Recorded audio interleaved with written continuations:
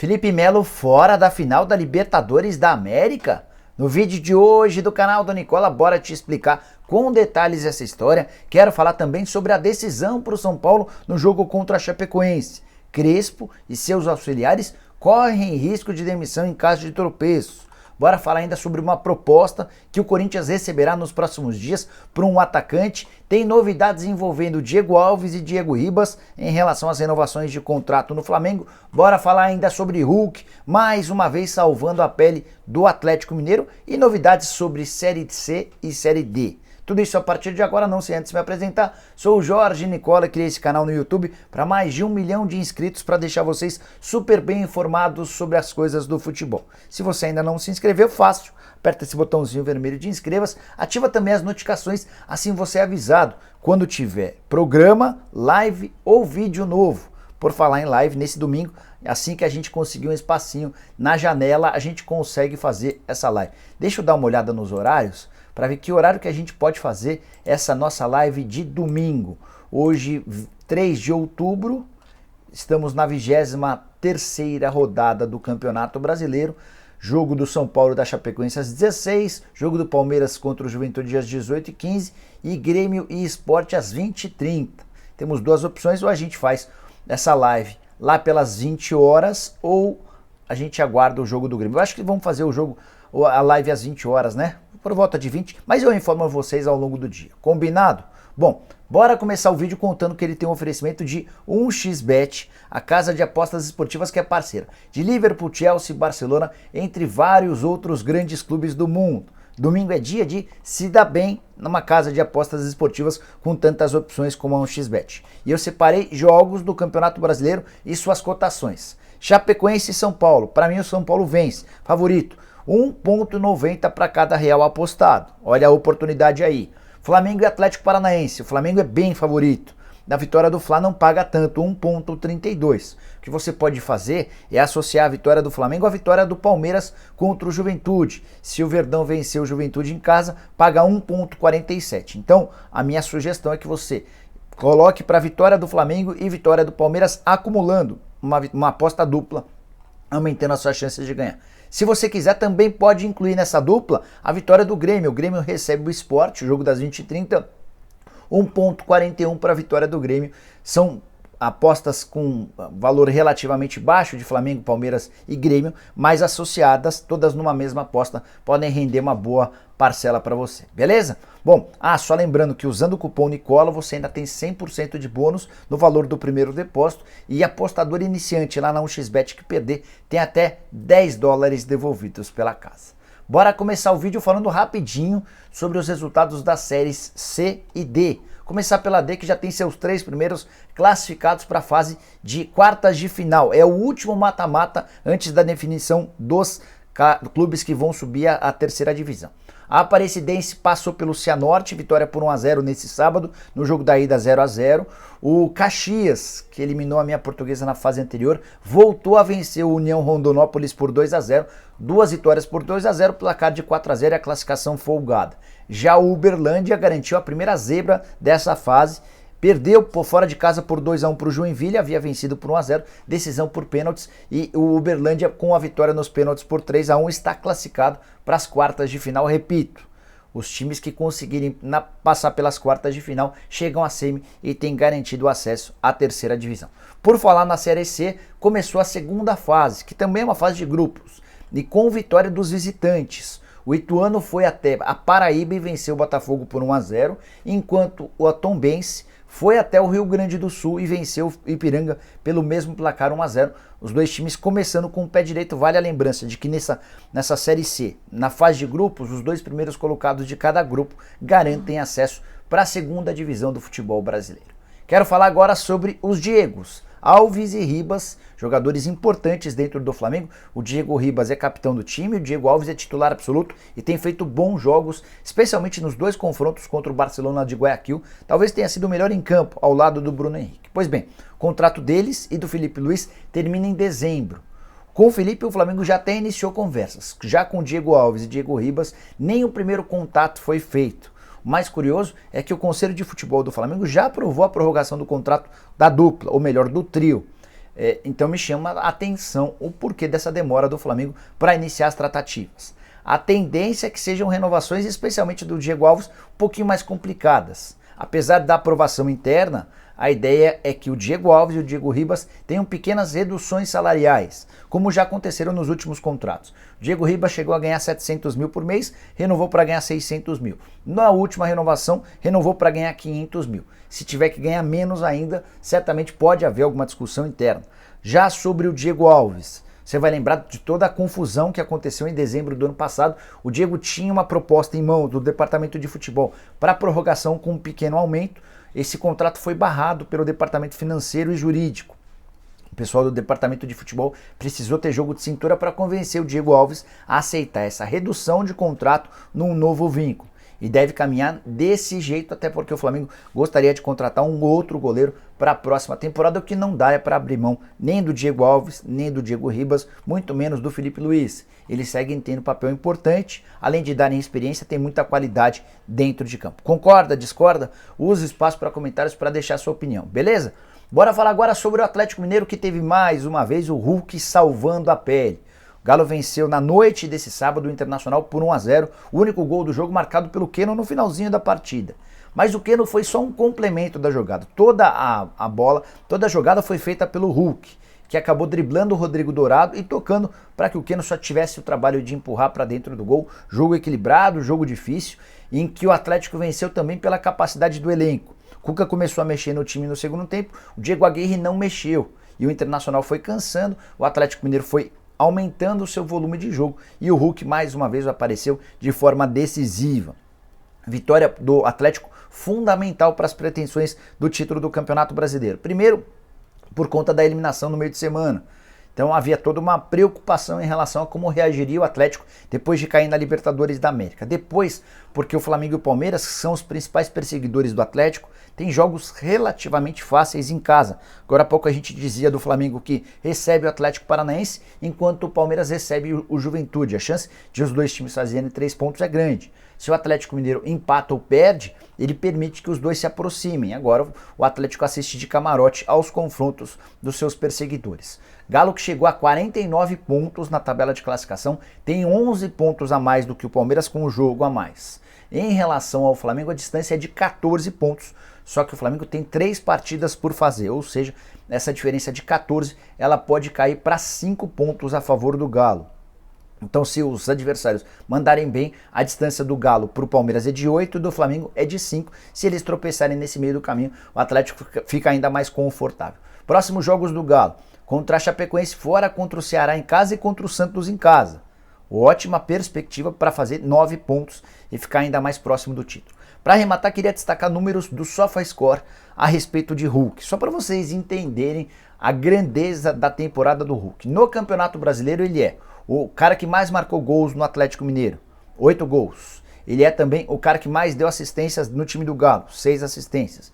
É o primeiro colocado em grandes chances criadas, foram 6. É o primeiro em dribles, 51. O primeiro em chutes certos, 23. O primeiro em duelos ganhos, 131. Tem ainda a melhor nota entre todos os jogadores do Atlético Mineiro dentro do SofaScore, que é um aplicativo de estatísticas. Fase maravilhosa do atacante, que chegou sob alguma desconfiança, aumentou essas desconfianças depois de um início bem ruim, mas tem jogado muita bola.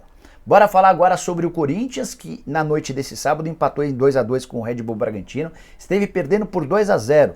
Luan Cândido abriu o placar, o Hurtado fez 2-0 e no finalzinho, aos 44 e aos 50, o Corinthians foi buscar o empate. O primeiro gol do Renato Augusto, o segundo gol do Gustavo Mosquito, que acabou com um longo jejum. Menino que é muito bom jogador e merece mais espaço. Nem vou falar sobre essa partida, queria contar para vocês que o Corinthians receberá nos próximos dias, no início dessa semana, uma proposta da Coreia do Sul. O interessado é o Jeju FC, que quer a contratação do André Luiz. O staff do atacante, que pertence ao Corinthians e está emprestado ao Atlético Goianiense, já foi avisado que o Jeju fará uma proposta oficial.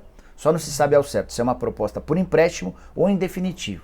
O Corinthians já demonstrou a intenção de vender o André Luiz, até porque o André tem sido bastante emprestado. Já esteve no Fortaleza, já esteve recentemente no Atlético Goianiense e antes, no ano passado, num time sul-coreano, o Daejeon Hana Sitsen.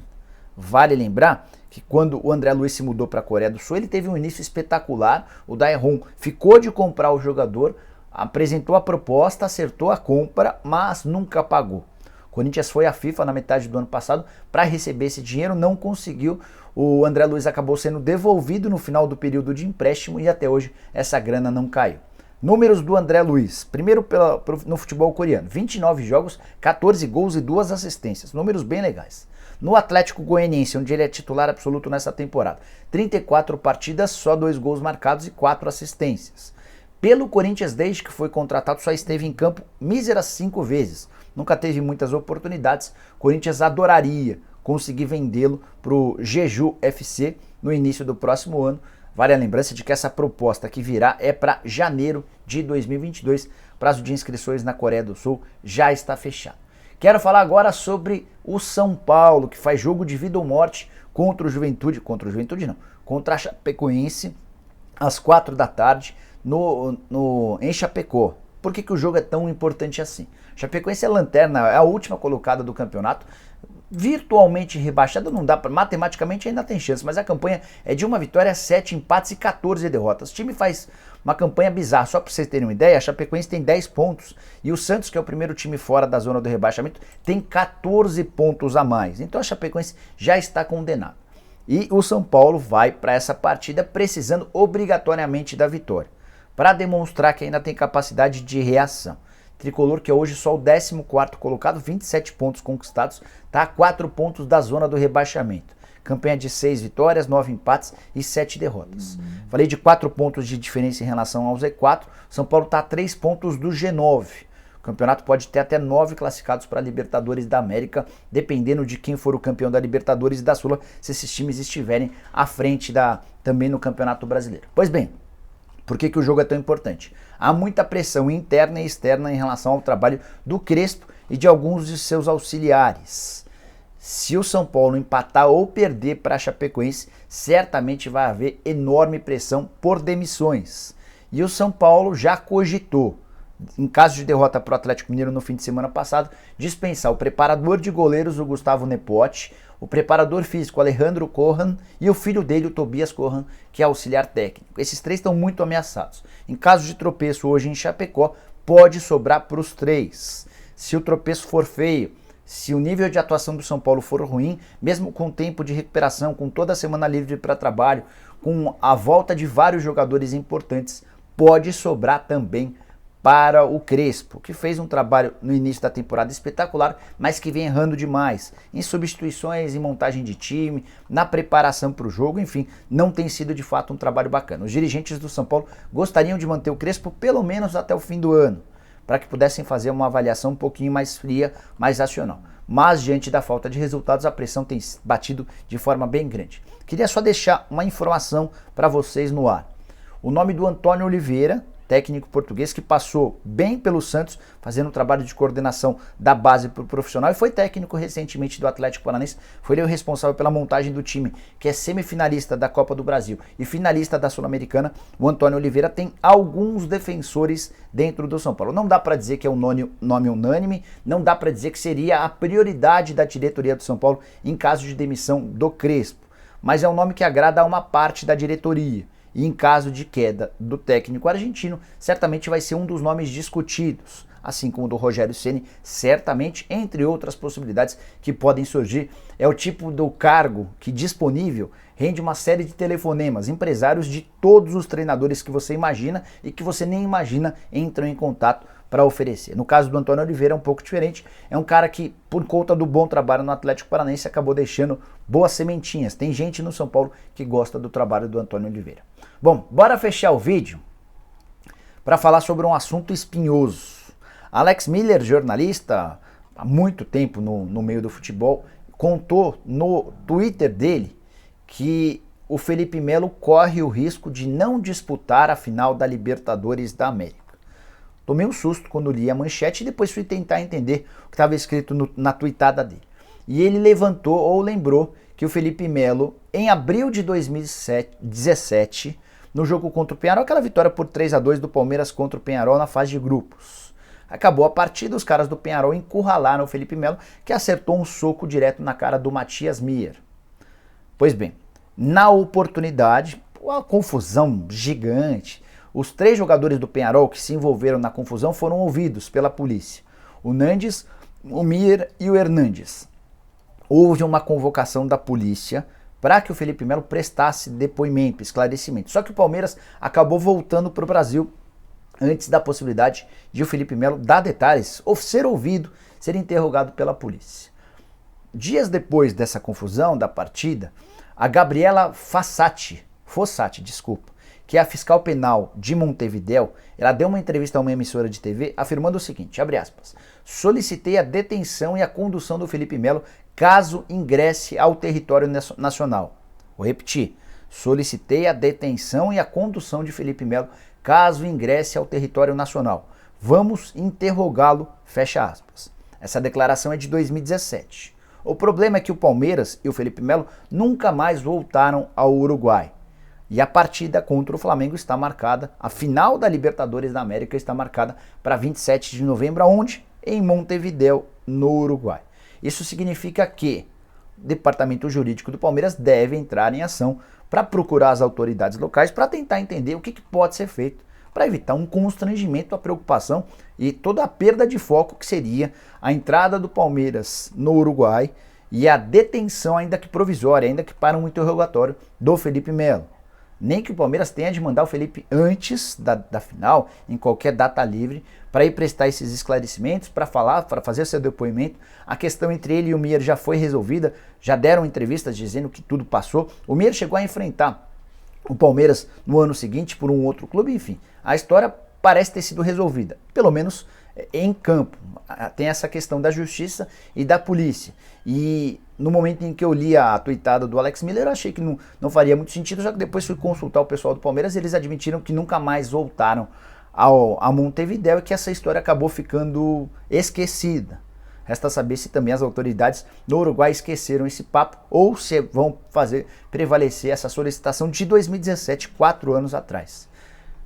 A prudência no futebol é sempre importante. Então acho que agora é hora de trabalhar nos bastidores para resolver essa questão e evitar qualquer problema. Concorda, discorda? Use o espaço para comentários para dizer o que você pensa sobre mais esse assunto e com ele a gente encerra o vídeo de hoje. Espero que vocês tenham curtido o vídeo e deixem like por aqui. Quem ainda não se inscreveu no canal, vai apertar esse botãozinho vermelho de inscreva-se. A gente se vê no fim da tarde com essa live tradicional de domingo que a gente fecha toda a rodada do final de semana. Vejo vocês, abraço, tchau, tchau!